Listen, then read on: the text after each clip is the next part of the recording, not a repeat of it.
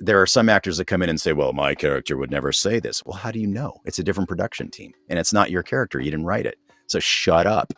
So that's Hold the problem. on. There's a little passion behind that. What's going on? Well, that's the problem that I have with some celebrities. I mean, my wife, Mary Elizabeth McGlynn, is a director, a wonderful director, one of the best directors I've ever known, besides the fact that she's the love of my life. She's absolutely incredible. But I've seen her suffer with some of these celebrities that will come in. She was working on a game last year, and this celebrity who shall not be named came in and said, well, I think that, my performance is setting the tone for this, and you have no idea what you're talking about. To the writers, he's saying this. She's saying, well, according to the script, this is what we need the character to do. This is a really difficult situation he's in. It's a battle time situation here. Well, my character would never do that. And she goes, well, you gotta do it. And he started calling her names and stomping his feet. Oh, nah. The biggest baby about it, and was cruel and misogynistic and awful. All she's doing is trying to translate what the producers and the writers want for their version of this story. These celebrity characters will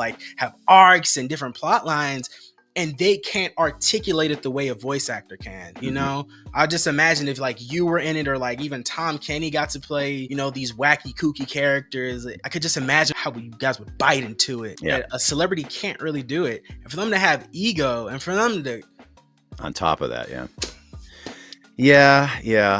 that unfortunately that happens a lot these days. The biggest problem that we had in our community is just what you were saying, is that they will bring in a lot of on-camera celebrities and they pay them extraordinary amounts of money for the same work that we do for a scale fee. It's a good amount of money for us, but it's not the millions that they're making, or even the hundreds of thousands they're making for a single episode that they're just phoning in. And often we have to come in the background and redo all of their efforts and reactions because they can't or won't at our little scale price. We have to stay humble in that moment, that, we still have to stay grateful, but it's sometimes hard to be grateful when I'm standing next to a guy who's, making $20,000 when I'm making $800 for the same amount of lines or less. And I have to go in and fix his stuff afterward.